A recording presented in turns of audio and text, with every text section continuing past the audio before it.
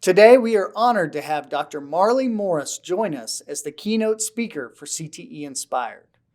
Throughout his 20 years in education, Dr. Morris has served as an agriculture science teacher, assistant principal, and CTE director. Dr. Morris is the current CTE director at Galena Park ISD, which is located in the Houston, Texas area. A true advocate of CTE, Dr. Morris served as the president of the Career and Technical Association of Texas from 2018 to 2019.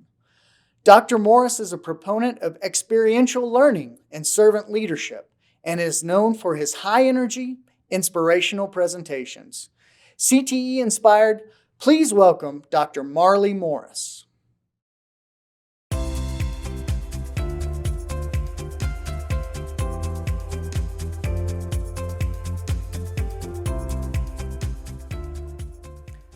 Welcome to the 2020 ICEV Inspire Conference. My name is Dr. Marley Morris. I'm the CTE Director in Galena Park ISD. That's located just outside of Houston, Texas. What an amazing opportunity that we've received. Thank you, ICEV, for putting this event on and connecting educators from across the nation and beyond. We also want to say thank you for all those folks that are involved with this process and their input in this conference. Thank you. Thank you for participating, whatever the capacity.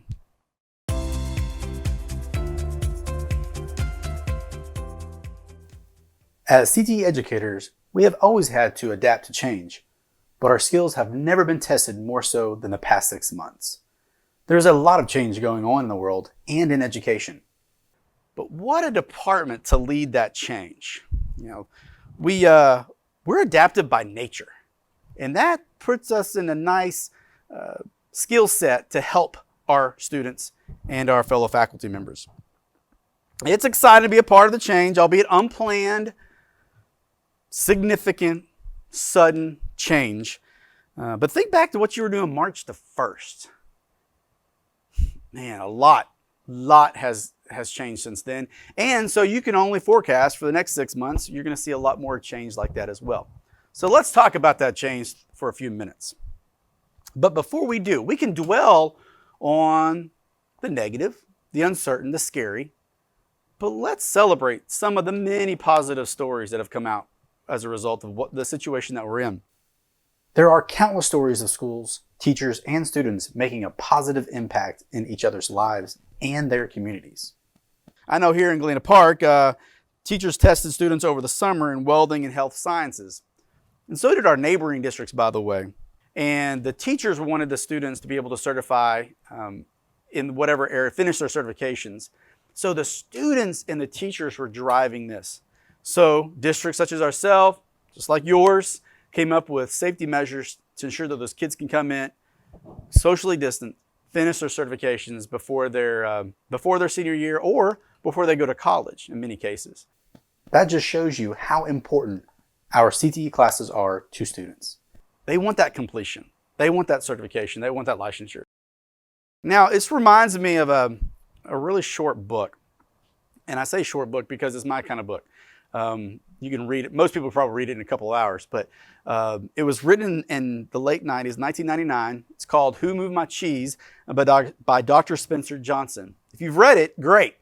If you haven't, look into it. It's awesome. And it was relevant then. As you might know, the early 2000s, education went through a lot of change, so it was certainly relevant then. And one could easily argue it is super relevant now. And so I'd be remiss if I didn't bring that up.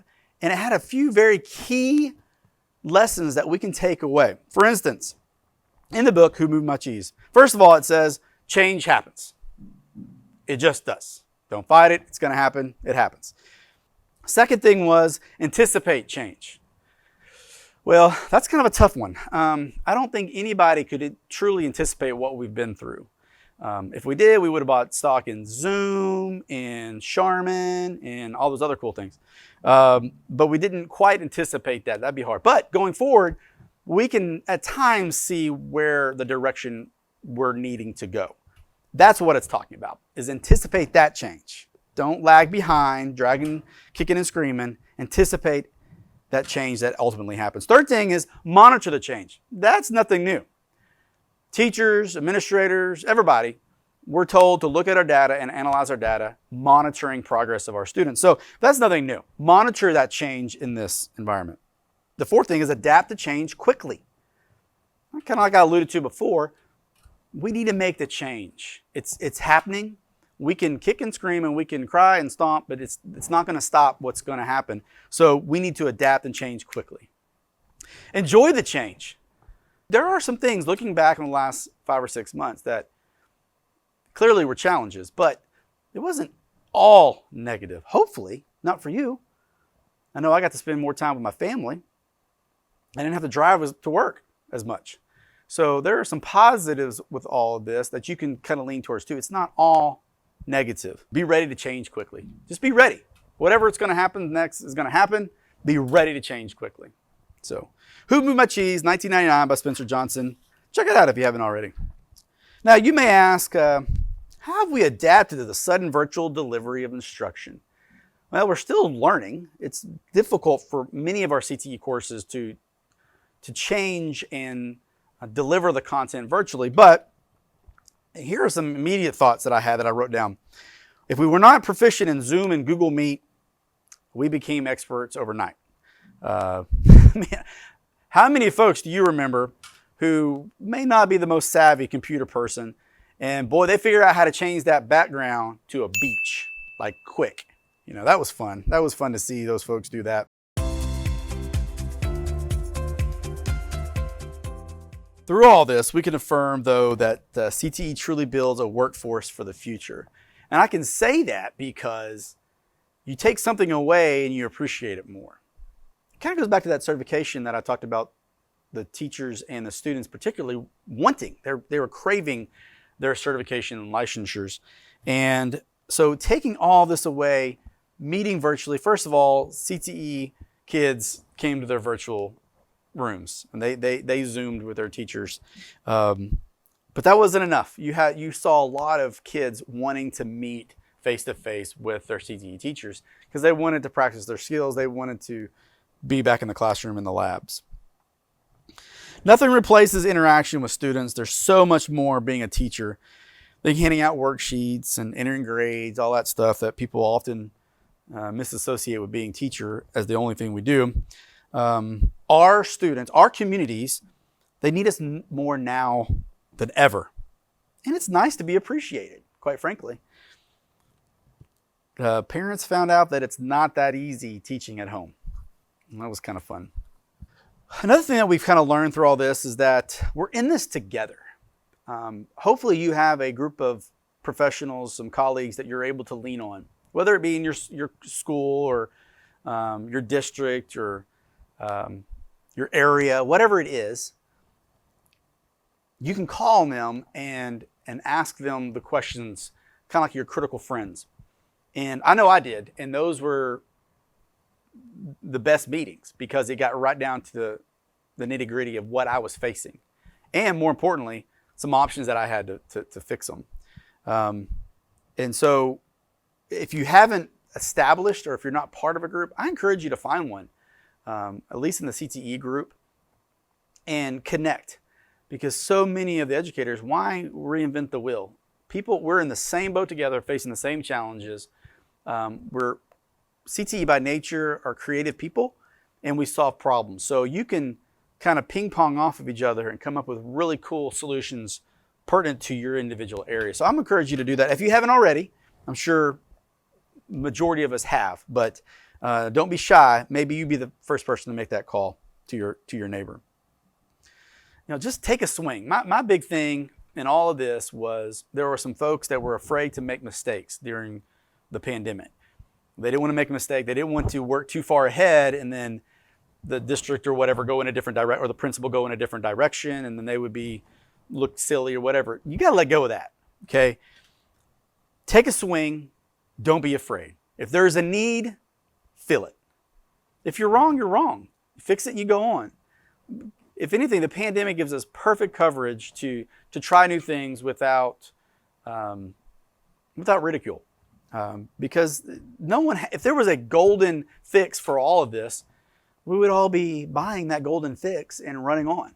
but there is not a one solution that fits every district, every program, every school. It just doesn't exist. So you just got to figure things out. But don't be afraid. Get in there, try something. If it doesn't work, scrap it, go on the next thing.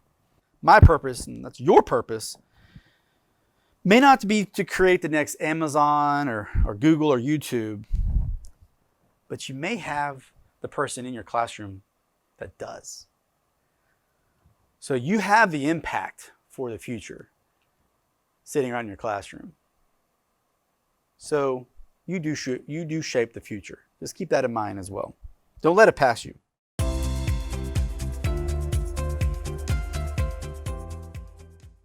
What does the future hold?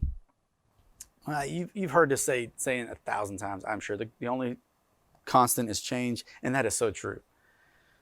Some of those lame sayings that I've heard all my life, I'm sitting here shaking my head because they are absolutely true right now. 2020 and beyond will look much differently for many reasons. We can expect districts to embed more and more virtual lessons. Some are already on board on this, but you'll see even more of that now. This will require hardware, software upgrades, and many times, particularly in the smaller districts, CTE teachers lead that way. We can expect a possible shift in skills in the workforce to accommodate remote businesses. Now, these hoteling or whatever, this virtual type of delivery is not new. It's been around. I know HP has done this for many years successfully.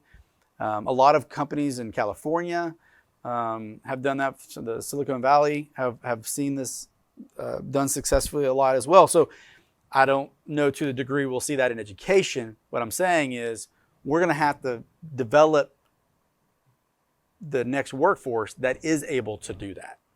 That they have to think independently, be self-motivated to get off the couch, turn off the TV, and get things done when they need to. Be able to prioritize what they need to do on a given day. Now, the use of student learning platforms is here to stay as well. I mentioned this earlier. Google Classroom, Schoology, Canvas, all those, whatever you use, that's going to be here to stay. Kids must be proficient in it because they'll see that when they go to a trade school or college if they go that route. I would imagine even companies are going to start using those to a degree to teach some of their courses, their safety courses or what have you. We might not know exactly what the future looks like, but we do know it's evolving. As educators, we must be willing to adapt in order to help our students prepare for an ever-changing world.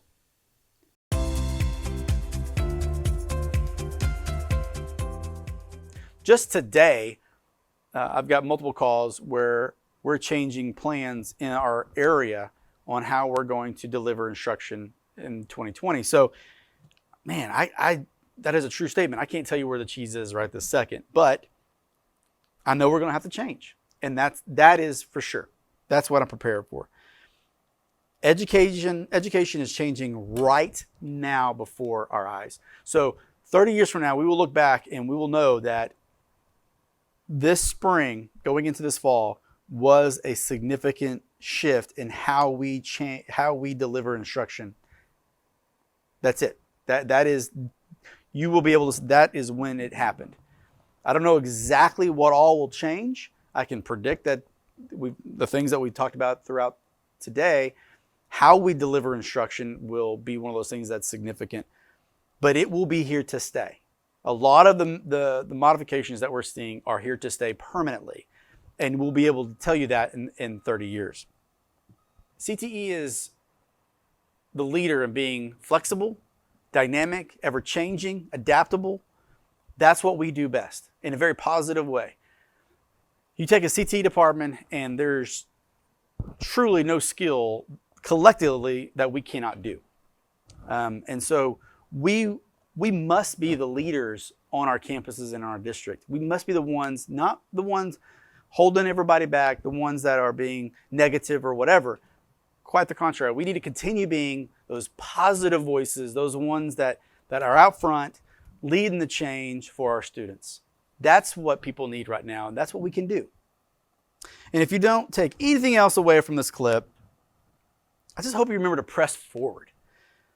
There's no neutral, only forward and reverse. And if you think you're in neutral, just following along, you're not. You're actually in reverse. So identify the need and charge forward. Again, thank you ICEV for this awesome experience for educators, teachers, administrators. Thank you so much for what you do every day for your students. They may not say it every day, but they appreciate you, and I appreciate you. Thank you for being the change. Stay safe and embrace the change for your students. Have a great day.